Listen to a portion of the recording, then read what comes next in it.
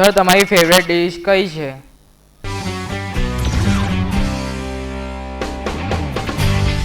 અત્યારે તો સીએમ બન્યા પછી તો ભોજન ઉપર આમ કંટ્રોલ, કારણ કે આખો દિવસ દોડવાનું હોય એટલે આળસ ના આવે એ પ્રકારનો અત્યારે તો ખોરાક લઈ. પણ આમ પણ મારા જીવન દરમિયાન શરૂઆતથી જોઈએ તો પણ બળપણથી પણ એવું બહુ શોખ નથી કે ભાઈ આ જોઈએ, 10 દિવસ થાય એટલે બીજું વસ્તુ જોઈએ, ત્રીજી વસ્તુ, એવું નહીં.